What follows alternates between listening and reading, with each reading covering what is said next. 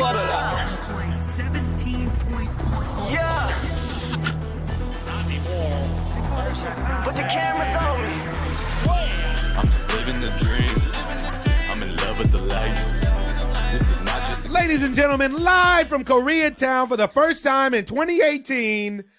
This is the OZone. I am your host, Omar Miller. I'm here with my brother, Terry Miller, also known as the Icon, E-Y-E-C-O-N-Z, or Z, as they say across the pond. We have a special guest with us today, ladies and gentlemen, who wants to talk sports, who wants to talk life, and he wants to talk about Black Christmas traditions. Ladies and gentlemen, star stage and screen, and overall G, because he's looking sharp in the studio. He's looking sharp. Mr. Jaleel White. Ladies and gentlemen, Mr. Jaleel White. Woohoo! First guest of the year in the OZone. You got big suits, the big shoes to fill, my friend. Last year, Calais Campbell was the first guest in the OZone, and he broke that he was actually going to test free agency. Wow. Yeah, it was big. So we're gonna see what you break, and then we want to cover some hot topics. You know, we had the bombshell report came out. There's trouble in paradise apparently out in New England. Oh yeah. We don't know what's going on out there between the triangle of Belichick, Brady, and Mr. Robert Kraft. We got a national championship game coming up in college football, which is very important to a lot of gamblers and to a lot of people. I also want to speak about the games that happened this week that led us to the national championship.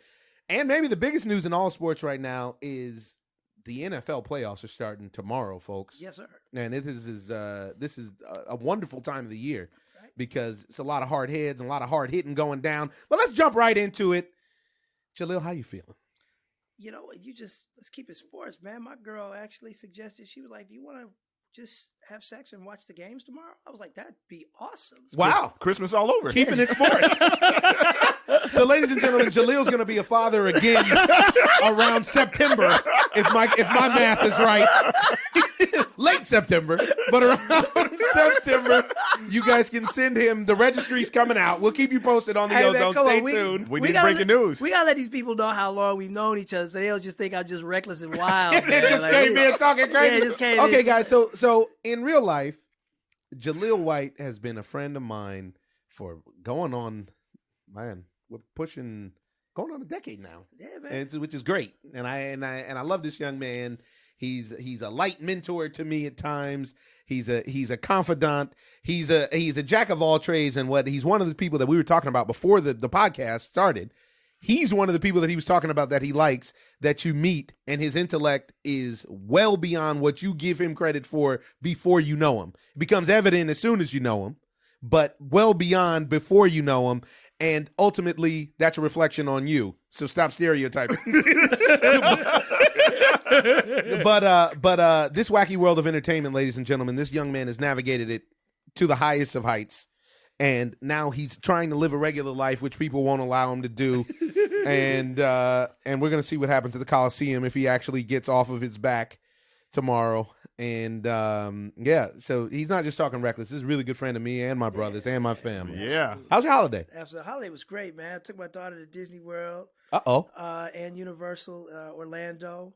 So you got out just before the freeze. There was no iguanas falling out of trees when you were there. No, none of that, man. I got out of there. And got that good crazy bill for that excursion. It's all right, though. It was a good year. You decided to grace television with your talents this year. Once again. Yes, I did. After a while. The way you worded that. That was slick. Come on, man. That was slick. I recognize. I don't think people understand in our business. You know, people are like, man, you need to come back and do this and X, Y, and Z. They talk to us like we have control over the shit, you know? And so it's like, I get an invitation to ruin my life every day. So does everybody every time they turn on Instagram Live. Like every day. Like I actually had a random woman that I followed, so that allowed her to be able to DM me. And she just got real, like, you know, she just got reckless with it, just kept entering my DM about this amazing Family Matters reboot that she has. And I'm like, damn, like she done hit me like 4 times in like the last just week alone. And I actually like following women. Sometimes I will follow just civilians, just normal people out there. That's how I stay grounded, man. And, Right. But I didn't know she was going to jump in my DMs, though, like I was the person next door with the pool. So she was like, right? Jackknife. So is she the one that you're actually going to hang out with tomorrow and No, have sex with? But I had During to tell the her. game? Well, I had to tell her, I had to shut her down, you know, and I was like, I normally would never respond to that kind of stuff. And she was just begging. I'm like, honey, listen, let me explain something to you. That property is owned by two producers and, you know, A giant conglomerate. And Warner Brothers.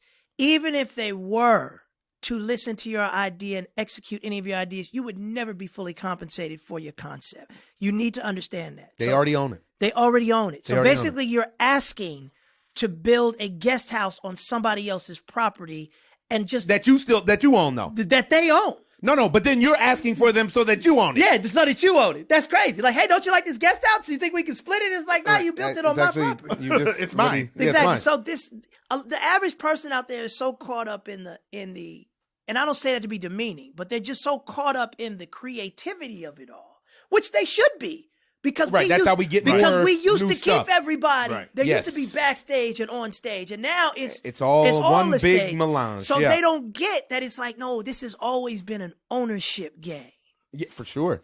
It's an all- intellectual property. Intellectual and IP and Property, intellectual property. Yeah, this is very important. That Right? last piece, the property. Exactly. So it was like, you know, I constantly have to reach out to fans sometimes, even in a casual sense. And like, what are you going to do? And I was just like, there's been some talks, but they didn't really go anywhere. And, Yeah, and what we saw, you guys had the reunion last year for Yeah. Family Matters that wasn't necessarily on camera, but it was a reunion. Yeah. You know, wasn't for a new series. I did I bet that. you there's a lot of pressure too because the public sees a lot of the shows from the '90s now being Oh, remade man. for online and so on and so forth. So they it's almost like they went to the strip club and we're looking for the full package because they're getting a lot of shows who then say, okay, we'll bring back Full House. We'll bring back blah, blah, blah. And all of them are saying, well, Family Matters was my favorite. Right. Jaleel White and Steve Urkel were my favorite character ever. Right. Now, I've been with you and I've seen people react, whether you see it and you're sharp. So I know you see most of it astutely, but when people react to you is intense. It's passionate. Very people, intense. And we're talking all over the world, ladies and gentlemen. We travel a lot. We travel a lot together. When I tell you people feel this guy's work, they feel it. They are feeling it. You're talking, and this is somebody on the mic whose work that I like to think that people feel. Listen, I see how passionate they are. I'm a soundbite this one so we could just get on the sports too, because that's what we're here for, though. But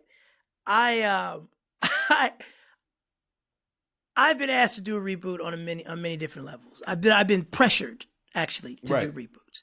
The actual reboot the actual reunion that we did, I did that straight for therapy. Like I felt like we all needed to see each other. You know what I'm saying? Like we needed to just down the road. We needed How long ago was it that? But prior to that, which man, I mean, Darius and Kelly, we keep in touch because we're young parents now, right? You know, but they have grown up together. Yeah, exactly. So we keep in touch, and we have our little group chat where we talk shit every now and then. If Darius end up on TMZ or some shit, Why you got to single him out? Right? But what love, D? Right? He's always cool. I actually really like Darius. But I was just kind of like, listen, I don't ever want people to think that I don't love that property. Like I love that property. Or their support. Yeah, or their support. Exactly. I love that property and everybody's enthusiasm about it. The same way I love someone in my family that's close to me who has passed away. Wow. So I don't ever want Great to description. talk about that property with somebody who's not respectful of 100%. someone who passed away. I start to turn like, yeah, let's talk about somebody else. You're not going to talk crazy About my them, family. about my Right, family right, right in right, front of me. right. Got it? So that's where I stand on it emotionally. Right. As far as the character's concerned, got a couple revelations there. One, I can still do the voice, actually. I wasn't even going to ask. Like, what would make anybody think you couldn't do the voice? The shit is straight schizophrenia. It's kind of actually funny and freaky. And I actually just did the voice. Because I was contacted by Warner Brothers Animation the right way. And I wanted to thank... So Warner Brothers didn't slide in your DM. Yeah. They slid to your lawyer. Yeah. So, a particular higher up, I won't even say his name, he reached out and he asked me to do something. And I was honored by it because I felt like he was respecting the character and respect. Right. So he asked me to do a guest spot with Scooby-Doo.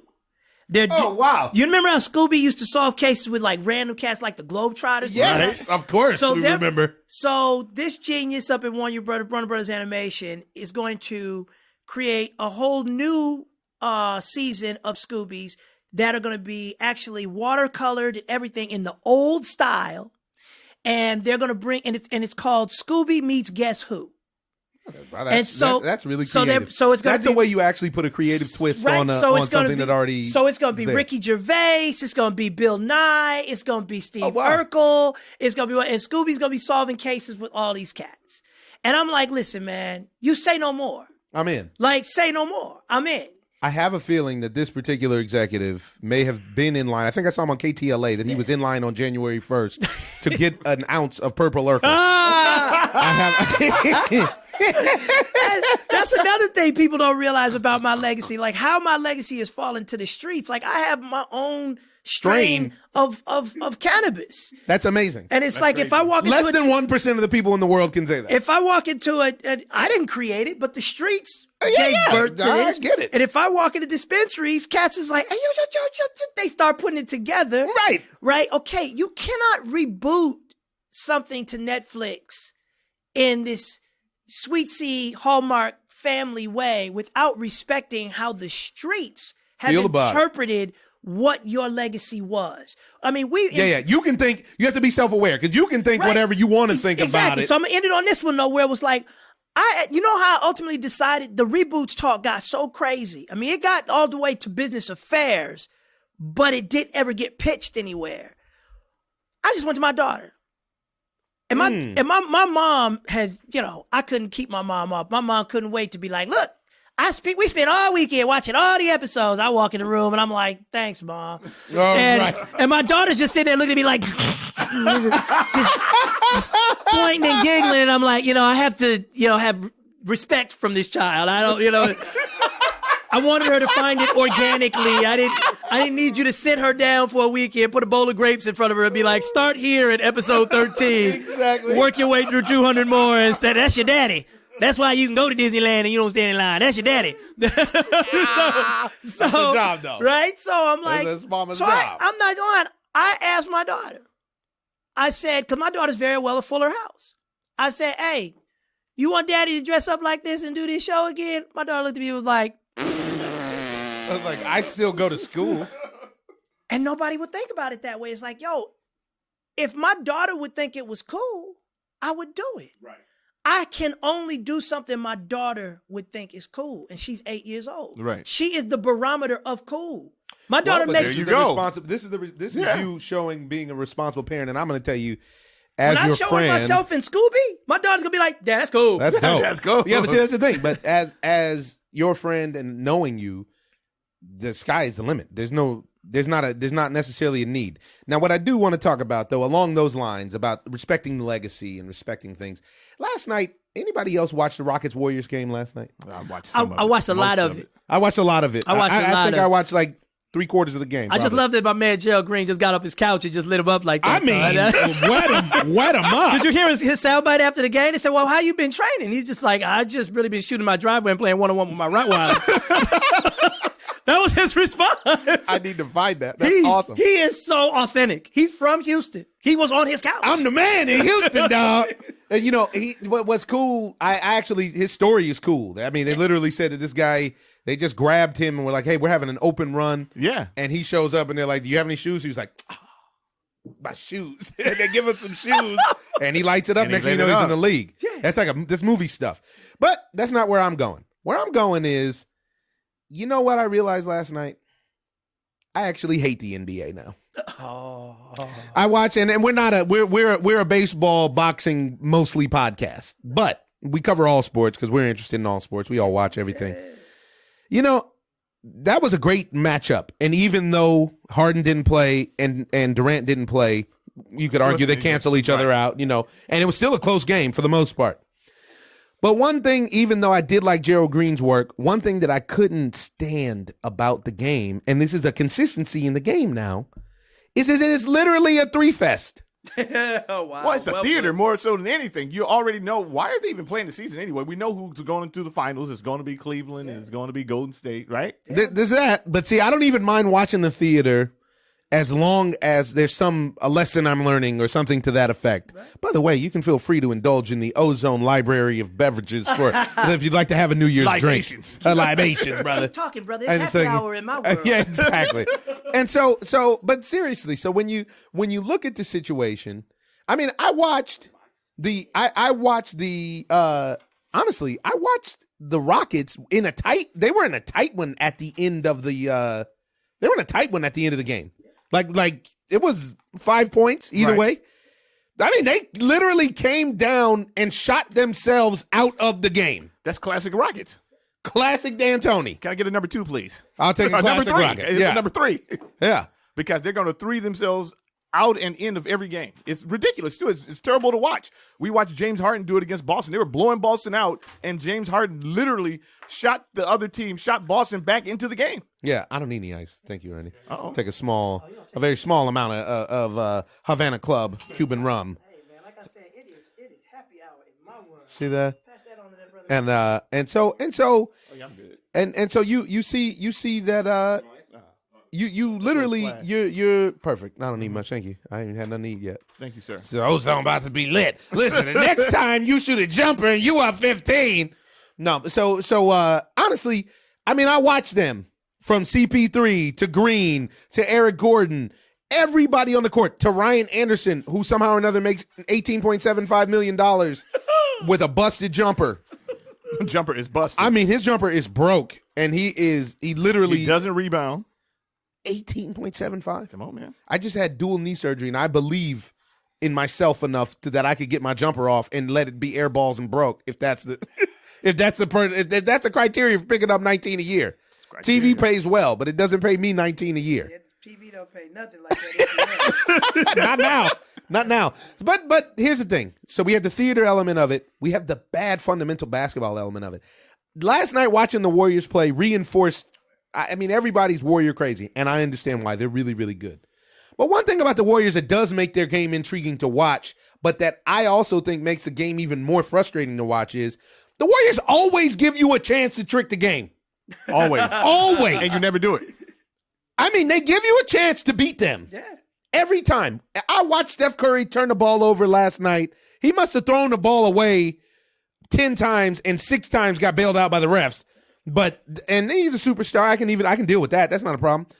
But they play such reckless ball. At one point, they cut to Steve Kerr on the sideline. Steve Kerr was like, okay, guys, we kind of got to determine and ascertain what's a good shot versus trying to break it down to him. All we're seeing is it's just the evolution of human beings. They play like millennials. Wow. Yeah. That's They play like point. they play with the attitude of millennials in at large. You know, we're used to watching wars and battles. Like, Right. I mean, literally, you know, Kevin McHale getting up from the ground and Bleeding. Bill Bill Laimbeer. swinging at his head. Yeah. James Worthy. Right, and now we've Charles Oakley. You know, we live in the PC era, so every foul, you know, has to be reviewed, is possibly flagrant, all of that. And everybody's helping everybody get up. And we live in the copycat era where this is a business too, and it's all about your personal brand. And listen, Steph Curry is one of my favorite players in the league, but his game is authentic. When I say that, is he's been playing this way his entire career. Right. And I actually loved him for that. Okay, now take somebody like Melo Ball coming along. He is now copying Steph Curry's style of play. No doubt. The same way we would if we were kids and you throw a no-look pass, Yeah. even though Magic you didn't gives a need no-look to, pass. because Magic is a star. yeah. Right. Okay, so the evolution of the three is coming from a few cats in the league who transformed what it was to shoot the three the same way. For my era, people like Allen Iverson came and just took the crossover to a whole nother level. Like, remember, the originator of the crossover was Tim Hardaway. Hardaway. He kept his low. And he kept his low. And it was through the legs. And it was through the legs, and it came off the dribble. It came off So the it was a dunk, real fast. Yeah, Dunk yeah, in yeah, either yeah. direction, real fast. It wasn't a freeze. Right. Allen Iverson's was a Allen rock you to Iverson, sleep, a freeze. He added a freeze that eventually became reviewed As illegal. as illegal because it was like, wait, that's a carry. Yeah, exactly. But Michael Jordan is the one that pushed that narrative. though. Right? But Michael Jordan did push that he did, narrative. and he should have, because to be quite honest, if You can't guard it. if you don't execute it on the up bounce, it is a carry. And that's not the way And that that's it was being executed. and that's not the way it was being being executed. On the up bounce, if you're moving and you're moving hard left or you're moving hard right on the up bounce and you got this sucker to go, that's a hell of a crossover. You know who just did that? But if you in hang that it out, game, Chris Paul broke Yes. David West's Yes. ankles. Yes. Oh my God, In that's the all. game, Exactly. that was the Tim Hardaway. Yeah, that was teach him a bang, lesson. bang, bang, bang. So don't ever forget what the game is about. Is about kids emulating what they see their heroes do. And just because you see your heroes do something doesn't necessarily mean that's what you should be wanting to do. Every kid shooting a three shouldn't be trying to shoot that shit from 6 feet behind the damn arc Absolutely. and getting themselves big. Like what And do worse than the kids, I'm seeing adults do it. Yeah, what do you- at the park. Like if you go to the park, if you go Have you play been to the park and watch somebody play? man, It's- the game, it's sick. the People park are game, shooting from the half court, from the parking lot. and they don't expect you to say anything. No. They don't. And they have wide open to the rack. I mean, They refuse. they'll Wide kick open it to right the rack back. is not acceptable now. The way Steph uses it, first of all, he has the acute ability to dial in from incredible deep. That stretches the defense uniquely. Okay? That doesn't mean you can't win a game anymore if you can't stretch the defense that far. But for Steph, he's been stretching defenses that far since he was at Davidson and before. Okay? Yeah. But by being able to make a man keep you honest all the way out to the hash mark near to half court, you can take him to the basket so much easier now. Right. So then, Well, and since they call the game so soft, you won't get flattened. you won't even by get anybody. That's right. There's nobody to actually protect the rim. You have a handful of guys who protect the rim. in the whole But league. they protect the in rim 1984. politely. Except for Not- Boogie. And Hassan Whiteside. Yeah, and Hassan In Whiteside. 1984, Steph Curry would have been relegated to being a spot-up shooter for You his sure health. would have. I was just about to say, Steph For Curry wouldn't have his been able to health. last. He would have got hurt so Bill bad. Laimbeer would have flattened him so cold You sure would have. that we never would have realized the greatness of Steph this Curry. young I man agree. at all. I agree. He would have been relegated to spot-up shooter when Magic drove and kicked it out. And I'll that's tell you it. something else. One thing that I've seen is with Steph, he's a rhythm shooter. So that when you beat him up like that, the jumper ain't going to fall, at which point people are going to stop throwing you that pass as a spot-up shooter. Right. That's all I had for basketball. I mean, there's a lot of stuff going on. I like that conversation, though. That got technical, though. Like that. Yeah. It's not Like a bad. some people who were looking for fluff, like they might need to go to Bleacher Report and get off this right now. Like, I'm talking about how to shake on the up bounce and Yeah. But we're going to move on because we have big news in college football. We're going to get our college football correspondent is on the line. He's ready to go. We got secret guests. All right, ladies and gentlemen, next victim. What's your name in the new year? You seem like you retired next victim. What is your name after a Clemson loss? Your favorite team in college football. I like that name, though. Next victim, Yeah. though. That's a cold fantasy name. Yeah. Next victim, meet Jaleel White. I like. What's up, Mr. Jaleel White? Pleasure to meet you, sir. What's going on, next victim? Yeah, you can use that in the club. You can use that in a lot of places. So yeah, man, we're having a happy hour edition of the OZone to start off the new year, festive edition. Got a little rum in studio. Jaleel's trying to turn our livers, make sure he tests our liver for the first part of the year. But we're gonna stick with next victim for right now. Explain this to me? In what was one of the greatest college football games that I've ever seen that was played between Oklahoma and Clemson. Yeah. And Oklahoma and Georgia. UGA. Georgia Bulldogs. Yeah, and then Bulldogs. And why did they stop giving the ball to Ryan Anderson? Or not Ryan Anderson, Orlando Anderson. Man, they stopped giving the ball because of Baker Mayfield. Baker Mayfield is the Heisman Trophy winner, so it goes back to being the great white hike. And so they gave you so basically they gave you a little bit of Seattle throwing the ball for the Super Bowl instead of letting Skittles run it in. Right. Absolutely, because they want to have the poster child, the Heisman Trophy winner, win and go to the national championship game. So therefore, they want to pass the ball, and Up it's 18. completely up 18. The kid had 170 plus yards in the first half. In the first half, you could not stop this. I'm telling you, this was a replay of Ron Dane. Man, I was amazed at what I was seeing. Everything you saying, man, is so gospel, man. Where can I donate to your church? I'm sure. No, because it's every time O and I get into these conversations, they always end up tangenting and going off topic because they become broader discussions. And at the end of the day, it's politics over everything. And people in every industry. And people that are sitting in the stands with their popcorn and stuff, or sitting at home watching the show, scratching their head, wondering why did this happen or why did that happen? It's like, listen, you got people that don't know anything about football. You didn't give it to a dude named Beast Mode on the 1 yard line. Like who had almost just scored the play before. Same thing went at this game. Most of the ones that are at the games aren't really fans, though. They're just there just to support. They're not fans. True. The fans are the ones that sit at home and watch the game and can say these type of things. True. Because the ones that sitting in the stands are just okaying the good old boy ball or whatever. Well, but the Yahoos keep the engine going because they gonna get up in the morning, cut the check. tailgate at 10, buy the tickets, buy the jerseys. They got the after party. They're gonna buy drinks at the local pubs after the game. They're gonna fly out from Oklahoma to Pasadena. I've never done that unless I was invited.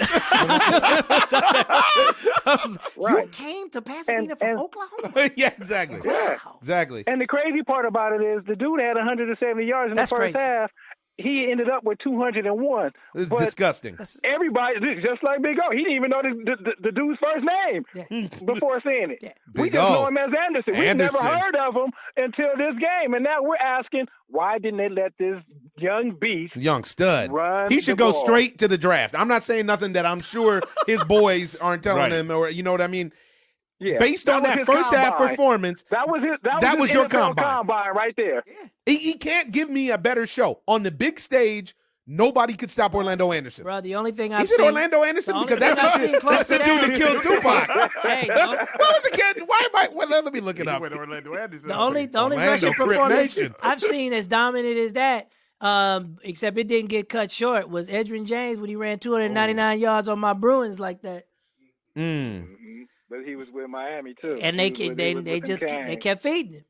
Yeah. And so then what is it? Rodney Anderson. Rodney. Now what? We just gonna call him Anderson. We call him Anderson because I'm stuck Mr. on Orlando. Anderson. Mr. Anderson. Mr. Anderson. We're just gonna call him Matrix. And so they don't give him the football. And transversely, what UGA did do was stick with Chubb Rock. And they gave both of their running backs the football. Absolutely. Even downs 18, they kept running the ball. Yeah. Oh. Because Oklahoma couldn't stop them. Dude, right. Nick Chubb ended up with 145 rushing yards. The other running back, Michael, ended up with 181 rushing yards. That's hella yards. They pounded these dudes with old school SEC hard-nosed football. Smash mouth. Yep, smash mouth. Line them up. Everybody in the stadium knows what's about to happen, and y'all still can't stop it. Meanwhile, in overtime, you got the Sooners coach running a short side dump out to Anderson with no space for him to get loose instead of just lining up in the eye and letting him pound or running that counter all night. There's no answer for that counter. They love that counter in college. They love that counter. For the counter. There was no answer for the counter. They want to run a swing pass to the short side of the field. What is he doing? What are you doing, Coach? The coach needs to, honestly, I put it on Twitter. That guy needs to be investigated to see if he was throwing the game. Investigation. I'm on the real. There's no investigation, man. Look, it's politics over progress all day, man. That's just, it is what it is. They had the Heisman winner. And he has the story, which was the great story, a walk on, blah, blah, blah, blah, blah, blah. And that's what I was going to tell you, where I was like, even when you were talking about the NBA, man, where I'm like, we've turned into a nation of clips, highlights, and sound bites. That's it. No facts needed. We are a sports center. Highlights. We are a sports center no nation. Substance. Right. That's it. No substance. So, even the game last night, the storylines I took from that game, Gerald Green getting off his couch. Right. Baker Mayfield being at the game, The Oklahoma game afterwards, actually. And Usher do falling into Usher. Right. Paul George not recognizing Baker Mayfield. Tried to dap him up. Paul George was like, "Hey, what's up, dog?" And you gotta check that one out. Like these are I'm watching sports, but these are the storylines I'm taking. I'm not that are sticking. This is what's sticky. I'm not talking about some matchup that went on all night long in the post between two guys or something. Right. No, I'm talking about who was at the game, who fell on this chick, who was playing the Cardi B song in the post game or what. Right. It's a problem. It's an evolution to me that is a regression. I prefer use that terminology only out of respect for people that are younger than me. And so I got to figure out. So that you can get through to them. Yeah, exactly. I hear you. I can't stand it when somebody is disrespectful, though, of change a little bit because they can start to sound bitter. And you can start to sound old. You can start to sound old. It's like, well, why don't you let them foul each other till they bleed? Yeah. That's the only flagrant foul I would recognize. Yeah. If I see the blood on the floor. Yeah, you start sounding like Charles. And you start saying, hey, in my day, you would never been there wouldn't have been no foul. Yo! We got you. He did not have that Charles in there. Yo! I fooled around with Charles. I got Charles. I'm gonna tell you something. I had two conversations with Charles over a one calendar year. Victim loves Charles when I pull out Charles. And so I had two conversations. We were at the fight of we were at the Cotto Canelo fight. Uh-huh. And he came up to me and said, "Hey boy, we love you. We support you. Keep doing what you're doing. You're representing well." And I was like, "Oh, it's Charles Barkley." I was like, I modeled my game after Charles Barkley. My game, if you ever saw me at my peak, my game was Charles Barkley. I could take you in the block or I could take you deep, however you wanted. You couldn't hold him. I mean, Charles Barkley give you 20 boards a night. I am actor to actor. I'm sitting over here devastated. Like, you know what it did for Jamie Foxx's career to play Ray? Yeah, Can we real. get you in the Charles Barkley story? So listen. And so then he can't believe it. And then we ran into him last year, literally one calendar year at CES, and we was backstage, and he was back there, and him and Diesel were backstage eating. And he got up. Diesel didn't get up because Diesel's knees looked like they were hurting. And he got up.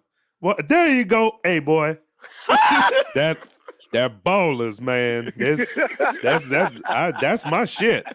I was like, and I told him, I said, my character is named Charles because of Charles Barkley. That's actually why my character is named Charles. Dog, for the show. You fucking me up right now. But you're right. You can't end up coming off as old and bitter, even though in my mind, evolution to me implies positive change. Right. And when we look at that devolution. Yeah, that's what I feel like. I feel like we're dealing with devolution. Devolution. Wow, that's a t-shirt. That's a hat. Yeah, that's real a dad talk. Yeah. And so anyway, what happened to Clemson? What happened to them Tigers? You know how hard it is to beat a team more than once in football? And I think that, truth be told, we're going to jump to it in a minute, but I think that the Panthers and the Saints are in a similar situation, to be honest. It's hard to beat a team several times. Okay, I got it. Allow me to come from a place of knowledge, though. What is their record on the year?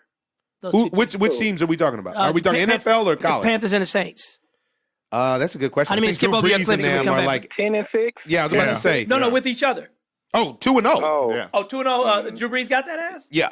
Okay. Yeah. That's the way it's going to go. Yeah. You think? Yeah, that's the way it's going to go. That's the way it's going to go. The Saints are a lot better than them, but yeah. Yeah, that's the way it's going to go. I just hope that Cam's smart enough to clean up his attitude and his outfit for the post game, because that's the way it's going to go. Why this guy clean his But attitude? let's say where we are for now. Let's say where we are for now, because Victim is a super duper. I mean, they're both 11-5. They're not. They weren't 10-6. They're both 11-5. Kamara gonna go crazy on him in that dome. By the way, super. Let's get there in a minute. Super duper fan of the Clemson Tigers. 1 year ago on this program, he made a bunch of people a bunch of money because he predicted that they were going to shake up the world and Deshaun Watson was going to Deshaun Watson. Yeah, was going to. I got everybody's names wrong. I think Deshaun Stevenson. That's the Havana rum. That's because I had an apple to eat so far today, and it's not working right with the rum. And so he was like, watch. He's like, this kid Deshaun Watson is a stone cold winner. He's gonna find a way to win. And that's when it looked like Alabama was unbeatable. That's when they looked like the professional team. And he lit him up with the robo knee. He lit him up just like he lit the league up. 10. So what happened? What happened this past weekend with your man? This year, man, Coach Dabo Sweeney is a good dude. He's a great coach. He's a player's coach. Everybody wants to play for them. Clemson is the top 5 in the recruiting next year, and then Georgia is right behind them. So what happened this year? They just came against the 85 Bears of college football. and honestly, this is what I actually think is about to happen come Monday. I don't see Georgia being able to pull off this game against Alabama. I think it's roll tide. Disagree. I think it's roll tide come Monday night. I think anything can disagree. happen. Anything can happen. I'm on victim side a little bit. I think anything can happen. Them boys in Georgia believe, especially after the comeback. Especially it's at the house. It's at the big house. It's in Georgia. That helps. That's that big. helps. That does help. And Chick-fil-A will be open. They got them two running backs. It's a Monday. It's a Monday game. Chick-fil-A will be open in that dome. Oh my goodness! Right. Georgia got them 2 running backs, man. And that's a problem. Them 2. You may be able to stop one. You know, when Deshaun Watson was there, they had to run it back. They had to stop Deshaun Watson, and they had to stop that the receiver, Mike Williams. So with this year, they didn't have all that. They had a sophomore quarterback.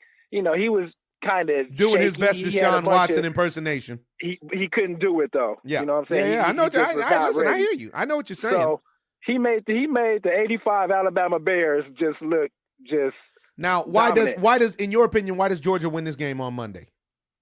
Because they play old school football. They're gonna run to the left. They're gonna pound to the right. Hey, when you damn near 30 points and you can still come back by running the ball without passing, that's impressive. That is impressive for a college team to come back and play a week later another perfect game. I can't see that happening. I was going to say simply because they don't deviate from what they do for politics. And this is why Oklahoma's at the house. There's the program. This is what we do. Yeah. We pound. There's no star of that team right now that they need to cater to in the Baker Mayfield way. Yes. That they should have to deviate from what they do. And so you'll basically find out early if they continue if they run the 2-headed horseman at them and they pick up yards in the first half and they don't have an answer for it in the second half. Oh, forget about it. Then if it's a tight game and they doing what they do, then it's just gonna come down to who has the ball at the end. Well, that's pretty much what happened in Pasadena. That's not much of a prediction, but at least I know what you're saying. It's like if they got the ball with ample time to run and do what they do, and they've been successful doing that with fatigue on their side. Hey, and the crowd on their side. And the crowd on their side. Crowd's going to be on their side. Right? Not that Alabama's far away, by the way. And listen, let me tell you something, dog. That home court, home field advantage stuff, that shit matters. I remember one time. It does matter. I remember one time as a quick tangent, though. Unless you're the Dodgers. And I remember we used to play in that wacky NBA entertainment league, right? Yep. I remember in our playoff game that we had, we were playing against one team. Not everybody in the NBA Entertainment League was a celebrity. Some people were athletes. Some people were local promoters, nightclub promoters. Some people were amazing agents, directors, whatever. Yeah. We were playing a team that had Frankie Delgado and another one of these promoter mofos. And they packed the house. Really? With they hoes. Home court. Bruh, it was hysterical, dog. They packed that, they promoted Ladies and gentlemen, this game. Jaleel White. They promoted this game versus us. First round of the playoffs, NBA E-League. We talking about 7-8 years ago now at this point. Yeah. With the baddest, good-looking chicks that they would just invite to the club that night, right? But it became the club. It became the club. That's a whole other issue. Okay, right? That's an off-air conversation. Baby mama might have come out of there. But so I'm saying is how to derail the whole conversation. But boss, these girls, dog, were so loud. They cheered for these boys so loud. And they were rude. They were calling us names, and then they got really. It was nasty. It was nasty. They willed them to victory. Right. They weren't the better team. I had never, because I grew up, on a stage, and I'd only really played even competitive basketball at the camp level in the summertime. I didn't grow up Crenshaw going to Dorsey and this. Right. But I didn't. when you feel the energy, it is hard to compete against the energy of a crowd. I mean, if they even got a loose ball, they got cheers. Right. If we got a dunk, it was silence. Right. Right. So I'm saying. So I'm like, my man Victim is putting out some serious. Listen. I would say he's 85% that he's been right on his college picks all year. Yeah. Alabama is the mongoose here. They the one going into the snake hole. Wow. Absolutely. They have everything to lose. Wow. They have everything to lose. Big talk on the ozone. Absolutely. And you got it. You have to consider. I know the power of it, and it's hard to shoot when very fine hoes are booing you and calling you. They can bring you down. They bring you down. They can bring your energy down a little bit. You know, I wanted to be cheered by somebody. And afterwards, they can bring your bank account down a little bit. They'll put you in a dark space. I'm in a dark space. Put you in a wedlock baby space. That's what we call it. Oh, and you know what? I had an ozone contributor hit me on Twitter after one of the last conversations we were having where icons were killing Jason Kidd to remind, because I had forgot, Jason Kidd did get a ring. Oh, he beat LeBron James with Dirk Nowitzki in that he was on that Dallas squad. Oh, was he? Yes. So He's you still got not a good coach. You should. Then nobody said nothing about him being a good coach. Why? I said he was a good player. I said he's a terrible coach. Oh no, don't even get him going, Victim. This dude called me last night talking so stupid about Russell Westbrook. Whatever, man. Whatever. What you got to say about Russell Westbrook? You'll hear the conversation. I'm gonna let Victim go. Right. Victim, I'm gonna get your predictions real quick while we got you on the line. I like this guy, man. You call me at the house. Hit me. All right, here we go. Carolina, New Orleans. Ooh, man.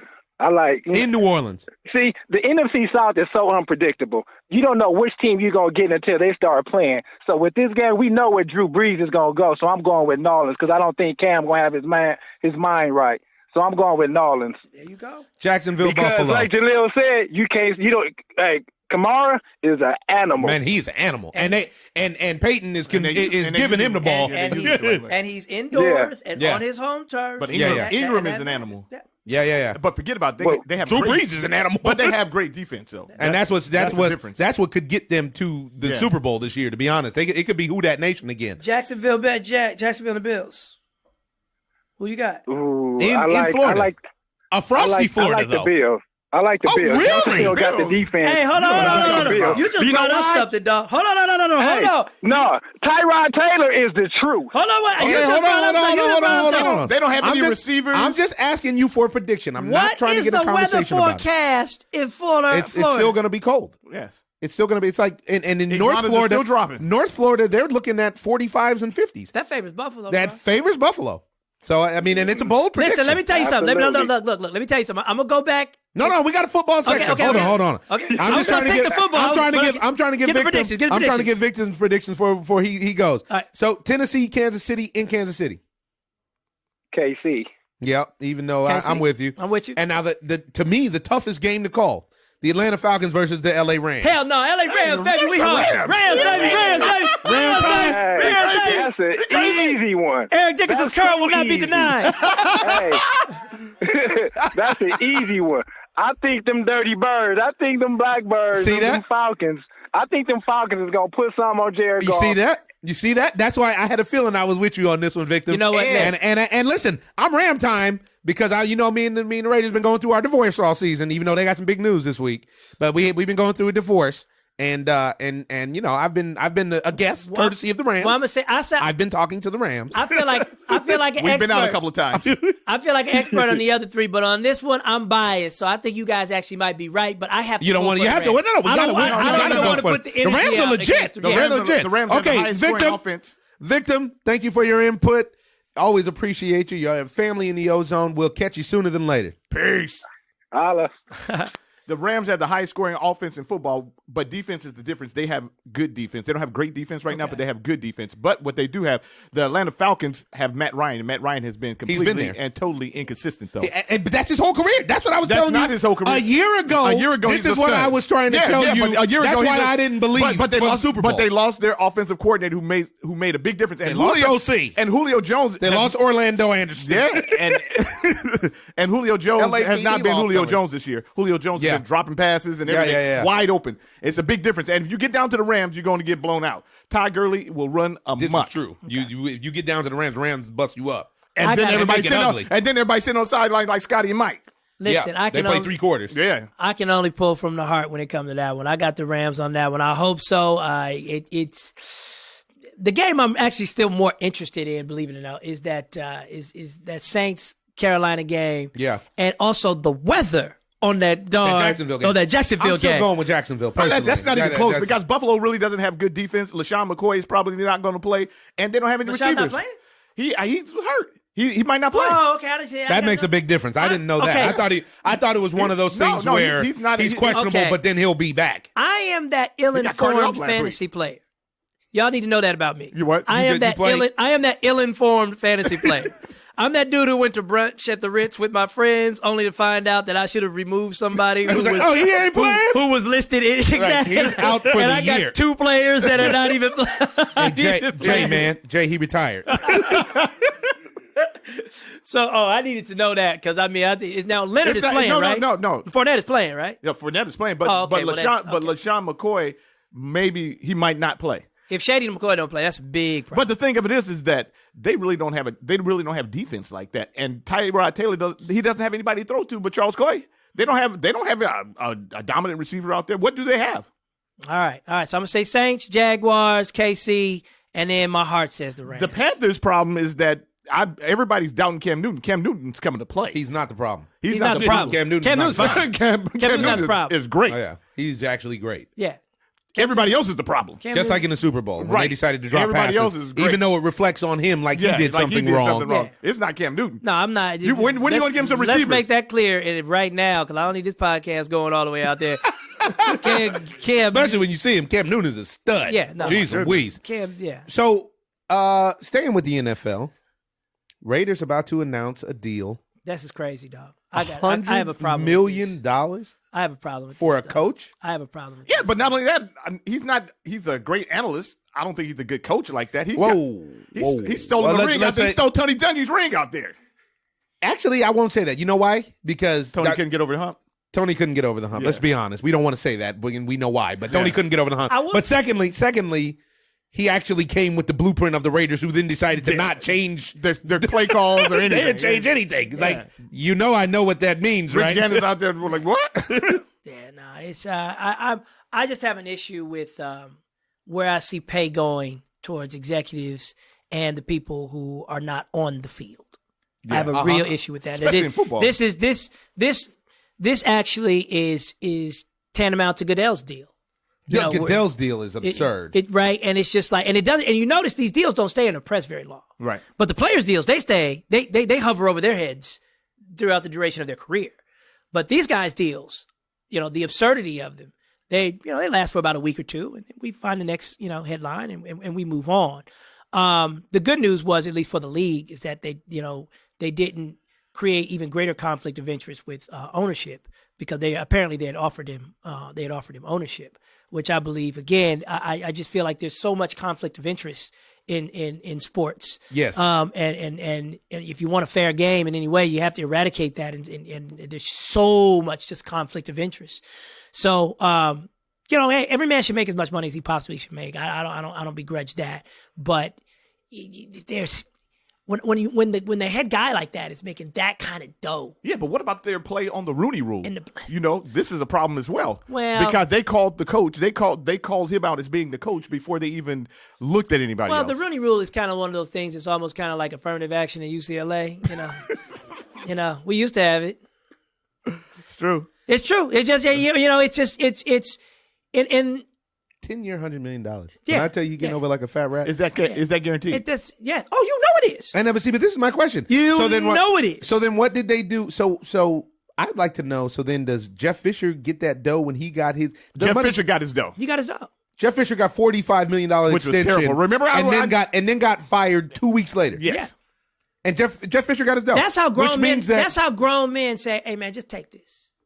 So then Jack Del Rio is going to get his dough from this extension he just signed at the beginning of this year. More than likely. He just signed a 2-year extension. I mean, first of all, look, I know you're divorcing the Raiders, but Yep. I feel the Raiders going to Las Vegas is the greatest thing that ever happened to that organization. Personally, Lay it on us. Give us some logic. I really do. I think going to Las Vegas turns the Raiders, ghetto Oakland Raiders, and I've been to a Raiders game. Okay, it's like going to watch a game with 6 prisons, and and I think it turns. I agree. I think it turns the Oakland Raiders into hashtag Raider Nation.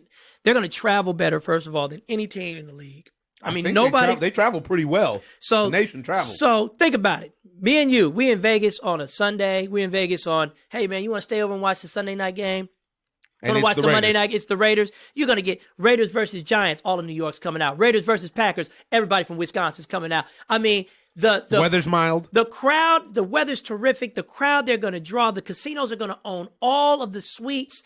That stadium is going to be pure energy and packed, and nobody handles a rabid, drunken, perhaps, crowd better than Las Vegas. Are you kidding me? And they say, well, what about the players? Are the players going to get in trouble? And the players ain't going to get in trouble in Vegas any more than they would be and get in trouble in Miami. Get out of here. You know, they're going to have rules. The players are going to be out in Henderson. They're going to be out on the outskirts of, and trust me, you don't have to live long in Las Vegas before you realize you live in Nevada. You don't live on the Strip. And people who live in Las Vegas will talk to you about that. You can only take so much of the Strip. When you live in Nevada, you live in Las Vegas. You live in the desert. When you live in the desert, essentially. I just think I'm such a fan of the move. I know I'm going to attend Raider games already. You're already in. I'm already in. I almost don't even care who they're playing. I'm already in. What city is going to be the first city to have someone OD at the Raider game? Wow. Whoa. Wow. That just got dark. Because people are going to be drinking and people are going to be popping pills and doing X, but Y, and Z. again, in Las Vegas, there is a part of what happens in Vegas stays in Vegas because outside of a casino, it's relative lawlessness in Vegas. This is what I'm talking about. But it also doesn't get... The Raider Nation has already exhibited some lawless behavior. But for whatever reason, it doesn't get reported. I know. It doesn't. But this can go back to the Sports Center type environment society that we've created. I don't know. I have to give Vegas credit for being the best host city for a large event that is built around crowds and alcohol in America. I have to. Them in Miami, nobody does it like them, dog. I'm a big fan of New Orleans. Come on, New Orleans is up there too. Big fans absolutely, of New Orleans. absolutely. You could put them all in the same par. Miami loses in one sense, and only because the traffic becomes unbearable in Miami. Okay. It's not since Miami Beach is a fake island that it. Okay, so you would say Vegas, New Orleans, and then Miami. I would say, even though of those places, if I had to go hang out, I would say Miami, New Orleans, Las Vegas. if it was just to go hang out myself, because I ain't gonna run around in traffic all day. I gotta introduce you to I more ain't people in getting Vegas. brain damage. I'll give you Floyd. I gotta introduce you to more people in Vegas then, though. Sound like he's dialed in. It could be that baby mama situation in the Ely. This guy right here. This guy. Hey, we'll be here. Your host, ladies and gentlemen, I'll be here all week. Number six, your table's ready. So, let's say on this NFL tip, I do believe we have another caller who wants to offer their input, who is our NFL analyst. Hey, fellas. Trucker Dave, live in the ozone. Are you in sub-zero temperatures? All these temperatures, man. Lovely, lovely, lovely. What can I say? Besides the wind chill over here in Chicago, Illinois. What's the weather? I'm sorry, I spazzed out. What's the number on the dial? Right now it's actually 7. So minus the wind chill. 7. We got a special guest on the line. We got a special guest with you here, Trucker Dave. This is Mr. Jaleel White of stage and screen fame, and he's showing some knowledgeability when it comes to his sports talk. And apparently he's showing some knowledgeability when it comes to sub-zero temperatures because his eyes just lit up when he heard it was 7 degrees where you are right now. His eyes got bigger than donuts, huh? Man. Listen, they stay big as donuts anyway, so it was... Man, Chi-Town is no joke with that wind chill, man. I remember I went to do Oprah Winfrey with my mama one time, and this was before Uber. It chased us into a church. We had to call a hotel from a church. You had to call on Jesus. I don't know why me and my mama want to go for a walk down Michigan Avenue in February, but wrong time. I know. Hey, check it out. It's 7 right now. A couple of days ago when we got here, it was -30. Oh. Oh my God, that hawk is incredible, man. That hawk is incredible. Colder than when you served in the military. Was it colder than Great Lakes? Yeah. Wow. It's cold, man. Colder than a baby mama headed to court. And no, that's cold. It's cold, though, but after a while you get used to it. It's not that even that big of a deal. Well, Trucker Dave, you're out here on the lovely, lovely roads of the United States of America. A Navy veteran, ladies and gentlemen. Happy New Year to you. And what we want to talk about now is your beloved New England Patriots are splashed across the tabloids in a scandal story. A hit piece. Can you believe that? Can you believe it? That? What is going on in New England? What do you believe? What do you not believe? Did Tom Brady execute a power move trade to get Jimmy Garoppolo out of there behind the back of the guru, Bill Belichick?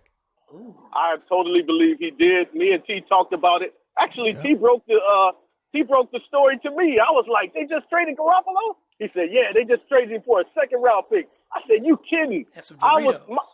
Yeah, man. Doritos. They weren't even nacho. It was taco Doritos. Taco Doritos. Yeah, so T broke the story to me. And, when I just heard about that, about him locking out Garoppolo out of the training room, when his shoulder got messed up, I think that's real petty. I mean, the story. Have you read the story, Jay? I don't even need to read the story. I heard about it actually on radio. Yeah, it just broke this morning. But this is consistent actually with NFL culture when it comes to the QB position. People like it amazes me how once the new comes in, people so quickly forget. But Aaron Rodgers was terribly treated by Brett Favre. He was. And that never was ever covered properly, ever. And I think I think that is the culture. The culture is it's dog eat dog. It's dog eat dog. You're here to take my job, and we're gonna run out here together and smile for these cameras. But at the end of the day, the greatest competition is the man sitting right next to you. Should you go down? And ask Drew Bledsoe. Exactly. So it's like even if you even think about that, I'm so happy you even invoked Drew Bledsoe because it's like, okay, Tommy, it's your turn. So Drew Bledsoe, for people who don't remember, was a monster. You talk about lighting up the ball. Oh my goodness, he moved the ball. He lighted up the sky. So it's a real situation, where what goes around comes around. You got your Max Kellermans out there talking about he's going to hit the cliff tomorrow. He's going to hit the cliff tomorrow. Max Kellerman been on him so tough, and he's been on him with data to say that quarterbacks don't fade like an NBA player or something like that. It's a heavy cliff they drop off. It's a straight cliff that they fall off. It's like how the boxers fall off. Exactly. And so you have to look at it as like this. The game has changed. So he's not getting hit like he would have a couple of years ago. So that's why he was basing it on, okay, I can play longer and my nutrition is good. We got these hyperbaric chambers that I'm sleeping in. And you can't even hit the quarterback anymore. Yeah. I mean, it was him and Peyton Manning who really changed the rules. And we can still see how he's lost a step this season. Yeah. Even going 13-3. You can still see it if you watch the game. It's not in the numbers because he still leads the league in, multiple categories, yada, yada, yada, yada. But he's a tick behind. But you can see that he's a tick behind. Yeah. And decision making. Which is just what it is. His father time is still undefeated. And he's the beneficiary of the game changing. You can't touch him. Yeah, well, he's one of the people definitely who made that happen. I don't think I don't think he was as vocal with it as other guys. No, he wasn't as vocal. When they rolled his knee, when Cincinnati. When they rolled his knee, that changed everything. The Brady rule. Now, tell me this: given that information, what do you think about New England's playoff and potential Super Bowl run? Is this the last hurrah? Everybody's saying literally Belichick is setting everybody up in his department to go other places to really play a game of Survivor now and to kind of leave the team with Tom Brady and Bob Kraft after this season. Say, here, you guys go do it without me since you feel so good about what you're doing. Sounds like the White House. Sounds a lot like Hilarious. Cheetos Manor. Wow. I don't know if it's going to actually go like that, but it's a possibility that it could happen. But I don't know if it will actually happen like that. But he's setting everything up for his coordinators to talk to different teams, to invite them in during the playoff week. He's never done that before. He doesn't have a backup quarterback. So I thought Tom Brady really hurt the organization because he's like Derek Jeter. He could have just walked away after this year. He got 5 rings. What do you got to lose? You 5-2 in the Super Bowl. And you left and you left over, man. You left 7. I thought it was 5. Yeah, you left 7 Super Bowls with the defense with the lead. Let me tell you. That's a very strong argument. Let me tell you something, Trucker. If I know powerful men the way I know powerful men from a very young age, if you don't think that $100 million contract that just got extended to John Gruden isn't resonating with Bill Belichick right now, you crazy. Yeah, right. You crazy. These dudes, when they have these power clashes, there will be a fallout that is set in place that none of us know the details of, right. But it has been set in place. It has been set in motion. So if there is a not so graceful exit off that field for the Patriots this season, in light of Brady's trainer being banned, right, and the rumors about the Garoppolo that are going to plague them throughout the postseason, this, that, and the other, and that is not met with someone like Kraft saying, "Hey, I want to re-up on my coach and reinstill my confidence in him." Hey, listen, I know powerful dudes like that. I think the Giants looking for some people. Buffalo? I think Buffalo's looking for some people. They were talking about Detroit. They're not looking for somebody. Even if they're not looking for somebody, I'm looking for Bill Belichick. In the same way that the Cubs were looking for Joe Madden, even though they had a coach. Okay, all right. I mean, but look at Belichick. That one thing that he did is smart. Everybody's criticizing about having his players out there in the cold. He gets you so he's always got the upper edge. He's saying, look, we don't know what the weather conditions are going to be, but I'm going to make sure that my guys are comfortable when they come out here. He's just got just that much better than everybody else because he takes winning serious. It's really, really serious. I was listening actually on the radio when I was coming here, and they brought up a great point: is that he's never emotional about football. He keeps it business, he's and passionate, but and he's not he's passionate, but he's not emotional, and he gets guys prepared. he's emotional when he loses. I haven't seen him. I haven't seen him do like emotion. I've seen Tommy emotional. I always love to see when Belichick loses his really short pat on the back after the game. It's very short. It's so terse and dry. It's so dry, dog. And you can only really tell it's a split second. He's only shaking your hand for a second and a half anyway, but it's only a split second when he loses. Yeah, he cuts it down. Now, real quick. Let me say this really, really quick. He could show you even how much greater that he is, because if he took that 33rd pick that he got in that second round, it's an early pick, and he develops another Jimmy Garoppolo, people would be like, wow. Yep. There would be no more question about him being the greatest coach ever. And truthfully, they messed up his legacy by getting rid of Garoppolo, because ultimately he did groom Garoppolo, who we now see, who we always heard the rumors about, but now we see is the real deal. Yeah. And could have slid in, plug and play, and the dynasty could continue until Belichick breathes his last breath. Yes, sir. Now, want to take real quick, want to get your picks. We're taking picks now on the games coming up this weekend. Starting off with Tennessee, Kansas City. Who you got? Tennessee, Kansas City. I have Kansas City based on the running game. No DeMarco Moore, by the way. Well, I know. For Tennessee. It's But he's falling off anyway. Derrick Henry is the But you know what? Since Andy Reid has, gave up play calling, and with Kareem Hunt running the ball again, I think Kansas City should be able to make it to the second round. Facts. He coming with facts. Oh, no. The Trucker Dave's got his game together. Buffalo and Jacksonville. Buffalo and Jacksonville, I wouldn't be surprised. Shady said he's like 70%. Oh. Man, if Tyrod Taylor could pull that off on an emotional high, they haven't been in the playoffs in almost 20 years. If he can pull that off, that would be amazing, but I'm still going to stick with Jacksonville. And what we were talking about is the potential cold weather. That cold snap, #bomb cyclone, does favor the Bills in this situation. But I think I stick with Calais and Jacksonville as well. I actually think that loss to the 49ers is going to serve as a really good wake-up call for them. Right. Then we got Carolina and the New Orleans Saints. You know what, man? People criticize Cam Newton. But Cam Newton has shown everybody that he's a straight-up winner. He doesn't have consistent numbers. I think his completion ratio is probably like 58%. But guess what he is, though? A straight-up winner. And you cannot take that away. So you look at his record, and if you watch the games, you recognize that Cam Newton wins you more games than he loses you. and they have a good defense. So I'm going to take Cam Newton until they can show me they can beat him. Wow. Bold pick. And the final game out here in the in the sun, will actually be in the dawn, in the dusk. Atlanta versus the Rams. Is it Ram time, or are the Dirty Birds coming to spoil the party? I think it's Ram time. Even though that the Falcons have got to the Super Bowl and they know how to win, there's a team that still has not found out a way.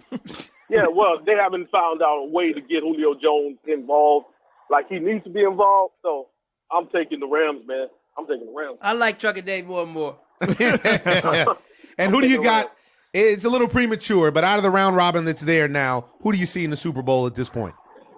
I think Minnesota is the dark horse because they can play defense. They're athletic on defense. They're quick on defense. They can run the ball. Case Keenum is a veteran, so he's not going to turn it over too much. I see Minnesota going to the Super Bowl. Wow, and playing a home game. Oh, that would be epic. We're assuming that you also see the New England Patriots going, just being a New England Patriot fan. Well, I don't know if New England, I think the second time around, I said to myself, the team that, if it comes down to them against Pittsburgh, I think the team that won the first time is actually going to lose the second time. Very difficult to beat a team twice in back-to-back in the season. Like, really, really difficult. Well, then that speaks to your whole, the Saints Carolina game. Yeah, that's what he was saying. Yeah, that's what I see. I think Tomlin will find a way. Yeah, I think there might be time because you got so much speed on offense. You got Le'Veon Bell. They were so close to beating them, but the Patriots do got James Harrison, and we'll see what he has to offer in the playoffs, which, he got a chip on his shoulder now, so he should be ready to play. Yep, we're about to find out. We're about to find out, fellas. All right, Trucker Dave. Very, very happy to have you. Very extremely happy to welcome you into the new year, and want to keep you safe and healthy out there on the roads. We'll see you next week and see how those predictions worked out. Always a friend and family of the Ozone. Yeah, stay warm. Fellas.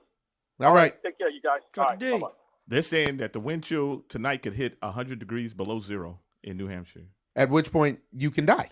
At which point, like you can go in the shop if you go outside. Listen, I was gonna say it earlier when you was gonna stop me when we first started talking about the weather in the game, but I went to college with Freddie Mitchell's crazy butt, right? Right. And so I remember, I forgot which NFC championship it was, but it was Donovan versus Mike Vick, and the fellas was just, they were just 2 nights before the game. Obviously, they shut down the night before. They was partying, dog, like they was just in college. We was going so hard. And I was like, in my mind, the professional in me just kicks in. And I'm just like, Fred, how can y'all party like this, though, man? Like, they just had it, man. We was tearing it down.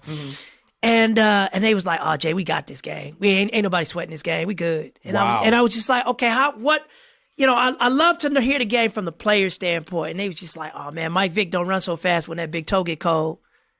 Oh, wow. I'll never forget that quote. He's Mike Vick don't run so fast when that big toe get cold. And so I got to the game early with Fred. And so I was up in the suite. And so I get a chance to see the wide receivers and everybody come out and run their little drills and stuff like that. And to this day, I'm like, and I had cash on me. I'm like, why did I put a bunch of money down on that? Because he basically was like, with no corruption, but just like, Jay, I'm putting you on to something. I'm looking at Mike Vick in that big giant cake that goes over that. And he's sitting there quivering like some kind of like Looney Tunes character or something in the cold. Like literally his game from being indoor and being outdoor in the elements. It was the only time though. But this and they called it though. They called it like he just wasn't. He wasn't nearly as fast as you were used to seeing Mike Vick. But the one game that Mike Vick took him into superstardom was when he went up to Green Bay and beat them in Green Bay in the cold. Yeah. That was the one time that he did that. That was after this. Yeah. So that was after this. Ladies and gentlemen, if you don't know, Jaleel White, our special guest for the first edition of the Ozone this year, one of my favorite storytellers. I have heard so many wonderful stories from this dude because growing up, while you and I were in school, he was busy being one of the most famous people on the planet. And unfortunately or unfortunately, however you want to look at that. But what it did happen was he was exposed to all sorts of cool things that people in our age group at that time weren't actually exposed to. Like dream team practices. Right. Can you give one? We're on our way of wrapping things up, but can you give us? We have one big topic to cover, but can you give us one that, if you feel like sharing, you don't have to, one anecdote from the dream team days? Wow, dream team stuff though, man. I mean, I went up to Portland to watch them play, and Nike flew a whole bunch of influencers and people. We weren't called influencers back then up to watch the game. The funnier basketball stuff that I experienced, though, was when Michael Jordan filmed Space Jam on Warner Brothers lot in 1995. And they kicked all the executives out of their parking spots and built Michael his own dome, Cirque du Soleil dome, an indoor basketball court. I'm talking putting greens, weight facilities, everything. And it was the year that UCLA had won the 95 championship. With Charles and with Charlie. It was so star-studded in this gym for pickup basketball, they couldn't even get burned. Wow.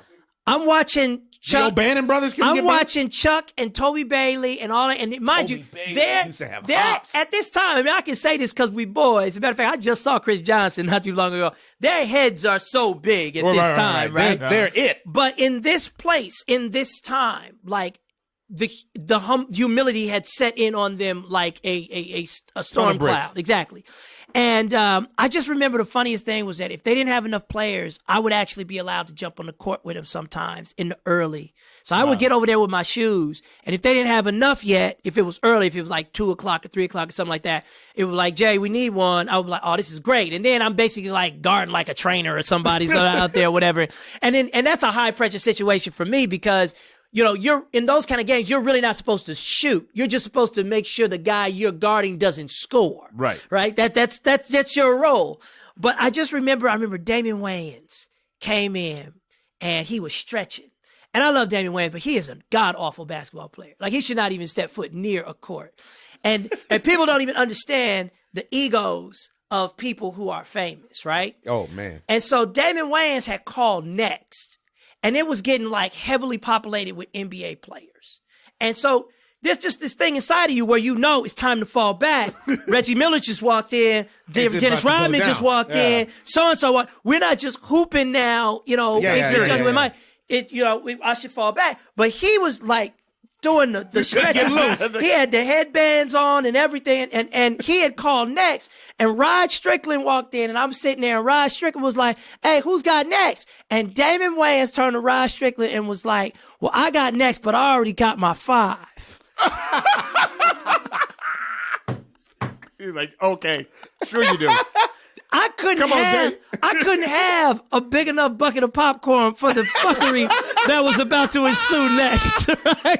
Right? I'm like, wow. I am rolling. So, you know, Rod was chill. Rod is a cool dude anyway. He's like, all right, cool. And, you know, he had just stepped in off the streets, like out of the Beverly Center, like out of a Usher video. Like, he was just like. Rod Strickland was a man. Yeah, he was a man. He was like, Flight lights. I heard this is going on down here. Can I get some shoes? He's borrowing shoes. He's borrowing shorts. He's just trying to get on. And so Mike actually finally came out and was just like, hey, he made an announcement to everybody. And he didn't address Damon directly. He just made the announcement. He heard what had happened. Exactly. Somebody told him what had happened. And listen, this is the kind of thing that goes around the school like wildfire.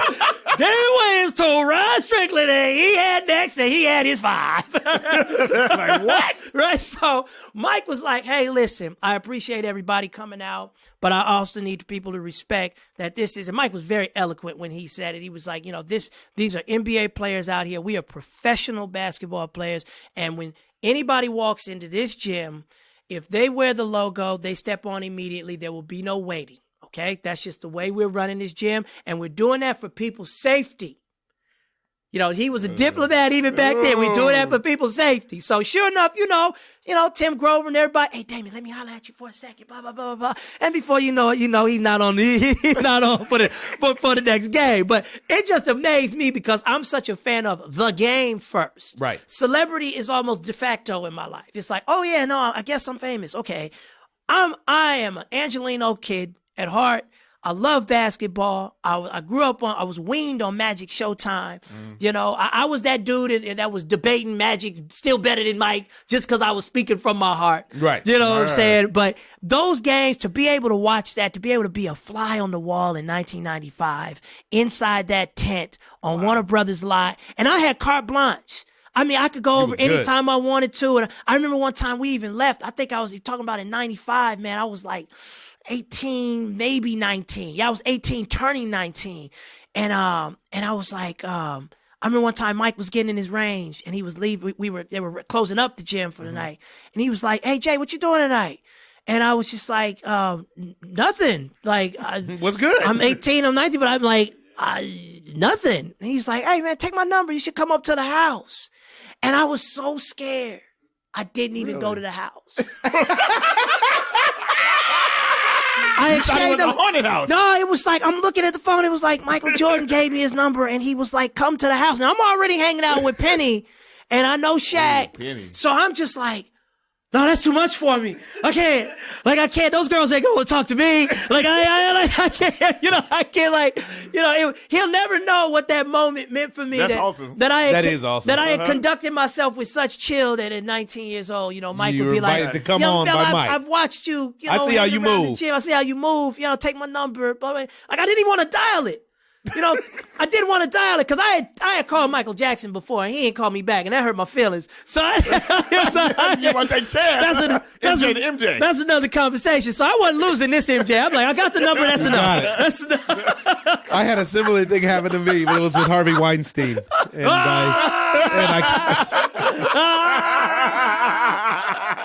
This guy, He told you to come up to the 13th floor of his He told me hotel. to come to the room. It was a little weird. I don't know. He didn't tell anybody else to come. It was. Yeah, man. I got great basketball stories. Yeah, you got man. great stories, Duke man. Great University on. I come back and tell some of those. But the Dream Team, the Michael's gym trumps even the Dream Team, man. It Yeah, did for that's me. great. Now, the last piece I want to cover. You got anything you want to go over? Real quick in the NBA space. In the NFL space, Coach Bruce Arians is somebody who I met through Calais Campbell, is retiring. I want to say farewell to the coach. He was somebody that people loved, man. He's a coach that. Yeah, man, he got emotional. I could tell. And people loved him. Yeah, he seems like a good guy. He was really cool when I met him, and I know all of the guys that I met on the Cardinals who spoke about him at back a couple years ago when I met him. All spoke super highly of him. A real player's coach, So, it is what it is. But, so last thing I want to cover, especially with you being an Angelino, is my brother's incessant hate of Russell Westbrook. I thought we weren't going to bring it up anymore. I love it. Sibling rivalry. You just called me to bring it up the other night. Yeah, but you thought, I don't even talk about it anymore. I won't talk about it no more. Actually, I didn't sound like that. Yes, you did. First you and just foremost. didn't know you sounded like that. He sounded like that. Russell's an enigma. He's a different creature, man. He puts up numbers, but they cannot win because it's all about him. He's not playing his position to up to code. I think first of all, I'm biased too because I know so many people associated with the Golden State Warriors organization. I went to college with Bob Myers. Like, he was a walk-on. It's like he's literally the most successful person. He was in the E-League. Yeah, he was in the I brought him into the E-League. Oh, is that right? Yeah, I brought it. Come on, I was looking for ringers. I brought him into the E-League, right? You needed it after that away game. Jaron Collins and myself, our daughters went to kindergarten together. Steve Kerr and so Bruce and all the guys that he brought from Arizona. I knew Lute Olson very, very well. Oh, really? Wow. So I'm a Bruin with some pretty interesting Arizona ties during the Lute Olson period. You're Pac-12 out. Pac-10 back then, baby. I remember. Pac-10. That's why I call it Pac-12 now. So I was very sympathetic. Empathetic really is the word for KD when he said, "I want to play the game the right way." Because too many people took that in this soundbite internet era of create the most salacious headline you can get a click on as a knock on Russell Westbrook specifically. What he was saying is, look, I'm trying to prolong my career, and I know the way the game. My game has evolved to know the way the game should be played. So his going to play with the Warriors was so not jumping on no bandwagon. If you can't complain about LeBron calling up other All-Stars and meeting in We're Miami. talking Russell Westbrook. I understand that, but I'm gonna bring it back to Russell. Okay. What I'm saying is like KD saw something in Russell's game that unfortunately was turned into a calamity and a soap opera. Thank you. What he saw in Russell's game was wisdom. He saw that Russell is still willing his victories and using raw, brute athleticism to overpower his opponent. And he's saying there's a point in the contest where that won't win you the game. Exactly. And that's all he would. That's Did the only he thing see Russell go 4 for 45 in the 3 games that they lost when they were up 3-1 on the Warriors? Ooh. Where was the wisdom and who saw that is what I want to know. Well, you know what? Let me tell you something, though. Back in the day, Magic Johnson made a statement because I was around in the Magic Johnson era, and Magic Johnson made a statement. I could score pretty much as will. And he said, but when I do that, we don't win. We don't win. Thank you. So if Magic says that, then that establishes it right there that if you go and you want to get a triple-double every night at any cost, you're not going to win. You get your numbers, but you don't win. I think he averaged a triple-double. He has an all-star team, and he is not winning. That version of the All-Star team is a I don't know if we can call that a full All-Star team. Those guys are great, but they have 3 of the same player, which is different. That was having, very well put, man. I don't think we say that enough sometimes in these podcasts. People say, but that it really, really was. When you're dealing with a league, though, Omar, where so many guys truly have the ability to score at will, what will become the determinant when the game is tight? Well, for the longest time, it was that it wasn't his team. And the guy whose team it was jumped ship because he couldn't get it done. That's not why he jumped ship. That's not why he jumped ship. I ain't rolling with that. That's what I told him. I can't roll with that. Why? I love watching the way KD has meshed with the Warriors. That's cool. But why did he go 4 for 40 whatever, 37 whatever in those fourth quarters of those games? Him in games where these are closeout games of him. I'm not talking about the Russell Westbrook season of last season because he swears up and down that somehow or another that team that he had last season was supposed to beat the Warriors. Well, one thing I will tell you, though, basketball is very much a rhythm game. And if you disrupt the rhythm of the ball movement, I could even catch a ball out of step. And even though I was wide open, I'm about to miss this shit because I didn't catch it in rhythm. I agree. Even as a point guard, if I made a pass to somebody in a corner and that guy has to reach down because it was a bad just pass, like you're reaching away from the microphone. and that dude has to reach down to get that pass as opposed to that thing coming right into his sweet 100%. spot with one step up and a rise and a shoot. It disrupts everything. All I'm saying is, look, I think Terry's put it better. I'm going to let him finish this argument. I just know that ultimately KD saw that Russell was still relying too much on raw athleticism. How about this? That was making it too hard to create the rhythms that they need as a team. So if you put Russell Westbrook on this Warriors team, would they have won the championship? I don't think they'll win it. I don't think that you can win. I don't know if that locker room is even the same. Yeah.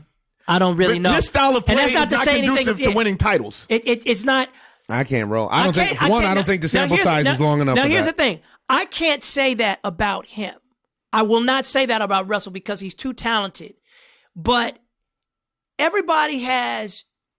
If Phil Jackson wasn't proof of that, sometimes people just have that person that's able to communicate with you. Right. Because I didn't even see James Harden's greatness nearly when he was at OKC. I was yelling at him like, yo, this guy can't buy a bucket in those finals. And to see what he has blossomed into now is just like, wow. Well, if we can get James Harden to play a modicum of defense, then good luck with that. You can't. First and foremost, you can't. Secondly, he was drinking in Miami, and that's why he tricked off in Miami in the finals. Oh, wow. Yeah, that's what the word on the curb is from Miami. They have a thing that they do. Basically, you talk about a home game. They have a thing that they do at certain restaurants that all of the players go to, where they purposely. You will watch. I've said it before on the podcast. You will watch time and time again where teams come into Miami. If they're in for the day before the game, they will lose that game against the Miami Heat the next day. Bet your money. And you know what? I love those kind of scores because see, that's beneath the surface. That's what the average person just can't see. And I was at these the rotation of these 5 restaurants where the guys show up the night before and you're in the restaurant hanging out, having a beer, and then you're like, oh look, who's here? Oh, they're playing them tomorrow. And then all of the proprietors are like, yeah, I just sent over 5 shots of 1942 to each team player, blah, blah, blah, blah, blah. I want to ask y'all a question, because, Harden basketball was just too young at that time to understand. Just a heads up, because Westbrook and Durant played well in that series. Yeah. It's like they played spectacularly. Yeah, so I never could have known that he would blossom into this. Yeah. What's his name didn't play well. Will Lonzo Ball ever get a $300 million contract out of Los Angeles? And will he even take the Lakers to the NBA Finals? Ever.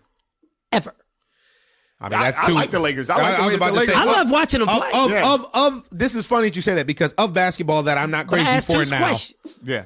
Of basketball that I'm not crazy for now, the teams that I do like to watch play more than any team are the Sixers and the Lakers. These are the 2 teams that I actually love the youth movement. to watch. I love the youth movements too. But with Alonzo Ball, he's just. I like the way that he plays. I feel like they put too much on him too early. But the style that he plays nowadays, it doesn't win in the NBA because they want the point guards to be like Russell Westbrook. See, and that's funny, because actually I think I like his style. I actually think that if Lonzo Ball played with Russell Westbrook, but they let Russell play the 2 and Lonzo play the 1. See, but this is the problem. Russell don't want to play the 2. Where'd you come up with that? Russell, they just went and got Paul George and Carmelo. See, how are you going to say? And that's why I said I'm not about to fix my lips to say that you can't win. Yeah, it's a right compliment. Why did you say he doesn't want to play the 2? It's a right compliment. Because he wants to bring the ball up. He wants to shoot the ball. He played his whole career with Kevin Durant, who's the ultimate 2. And then he had 1 year where he played alone without another 2. Yeah. And he put up the dumbest numbers ever. He had a 2. Then you guys don't like him, but he had a 2. It's not that I don't like him. Victor Oladipo wasn't on the level of what he needed to be. But Russell Westbrook doesn't let a player blossom. You just said he doesn't. But Lonzo defers This is what I was about to say. He defers so well. That's why he has great coordination. And you can even see how the Lakers play better. Yeah, like the Lakers have been terrible when he's not playing. Yeah. Like the Lakers, they can't figure out. They go the first designed around him though. They go the first 5 minutes of games without scoring now when he's not playing. Yeah, no, and Brandon Ingram's numbers have come down. Yeah. Listen, he makes an impact. What my concern was with Lonzo is, but the $300 million deal is that's like a long shot. I think for almost anybody besides Steph and blah blah blah. Will he fix his shot enough? Yes, so that when they sag off of him, because he's playing opposite a Russell Westbrook type, they're going to get him somebody. Right. Will he be able to hit that shot and go ahead and get that $300 million contract? You know what? More so than that, he needs to work on hitting his free throws. Yeah, you're absolutely right. You can't shoot 50% as the point guard. I'm serious. Like, I've never seen a shot uglier from a bigger superstar. Sean Marion? From a bigger superstar. He's already bigger than Sean. You think so? He's already bigger than Sean. He's coming in with a lot of height. He is coming in. He's coming in hot. Sean came in as a 13th, 14th pick or something like that. And also, Sean wasn't a product of the social media generation. So, like, the buzz. Exactly. And also, Sean didn't have me. Yeah. I'm in Lithuania right now. Lonzo know where I'm at. Pick up the phone. Barkley, now this? Yeah. Why not? Yeah, so CIA is clearly not representing the best. Clearly. Ladies and gentlemen, it's been a spirited edition of the Ozone. Wow. We have one final little tidbit to add. Keep your eye on the ballot, folks. It's a monster ballot for the NFL Hall of Fame 2018 edition. Yeah, there's gonna be some hurt feelings off of this one. There is gonna be some hurt feelings off of this one, and when you go over the list, it kind of puts you in a spot where you're like, oh, I feel like for me, I don't really keep up with many Hall of Fames other than baseball because he should, but they're not going to do it. And this is T.O. It's back to the politics in every industry conversation because if you're talking about just actual gameplay, I was at Jerry Rice's final 49er game when Terrell Owens snatched 20-some passes and ruined the day for Jerry Rice and ruined the day for the defense. That guy, even though I played with him in the E-League and I would never want to play basketball with him on his team ever in life, that guy on the football field was a menace to society. He sure was. I mean, like, wow. Man, oh man. But that just goes to show you, man. I like it when stories come full circle, man. It's you know, I'm even feel so blessed to be here. Even, you know, our friendship has endured, our careers have endured, everything. Yeah, thank God. And man, and listen, you know, not everybody's career and life can survive politics, man. I mean, this past year, 2017, was a year of some of the greatest falls from grace I've ever seen in one calendar year. And something tells me come 2018, towards the end of it, it's going to be another very big one that we've never seen before. So, you know, I have so much, I'm not saying that mockingly, I have so much respect for what it is for every man to survive their own journey and legacy. So, real talk. You know, I think Terrell belongs there also, but I'm just not sure he's going to get in on this ballot, man. But why not? Yeah, the only argument against him is political. Yeah. If you're talking about actual his football, numbers are crazy. if you're talking because his that's numbers, what's going to happen. Is that and if you watch the it's games, the same thing they're doing to Barry Bonds. It's always going to become an off the field discussion first. I mean, Barry Bonds' numbers were crazy, but obviously we know Barry Bonds' numbers were aided. So there's that element of it. You can't. Yeah, but the numbers are the numbers. I agree with you, but the numbers are the numbers, and the writers shouldn't be voting on any of this. That's the actual core of your argument, not that it's Barry Bonds, because you open the can of worms about cheating and blah blah blah and blah blah blah. When you're talking about Terrell Owens, there's nothing to indicate Terrell Owens did anything but go out there and ball. He balled out. And maybe he mistreated. Maybe you didn't like how he balled, or maybe he mistreated you as a writer or a journalist.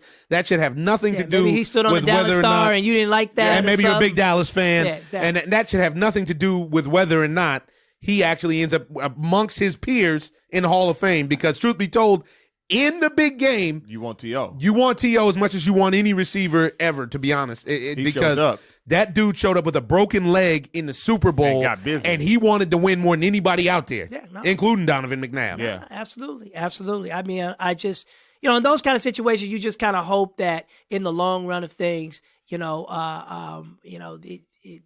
just fixes itself. You know what I'm saying? And I hate that he fell on hard times financially as well, because that ain't nobody's business. One is nobody's business. Two, he fell on hard times financially not because he was tricking at the club, because he actually invested his money in a what was to that point a stable investment of property and homes, and then the market fell apart. Right. And then all of a sudden you know what I mean? Yeah. It's about surviving that journey. Exactly what you're talking about. We wish T.O. the best. Going to wrap up this edition of the OZone, folks. You can subscribe. You can hear us here on uninterrupted.com. Want to thank our special guest, Jaleel White. Thank you, brother. Yeah. My man, Happy 2018. Terry, thank you, fellas. Love. Leave you with a wisdom quote, folks. And we're starting off the new year, so we're going to think long term. Even though you've been listening to us babble for about 91 minutes, we're going to leave on a Danish quote. And it is, one should speak little with others and much with oneself. Take care of yourself in the New Year's, folks. It is the Ozone. I'm your host, Omar Miller. I'm here with my brother, Terry Miller. This is Ozone. I'm just living the dream. I'm in love with the lights. This is not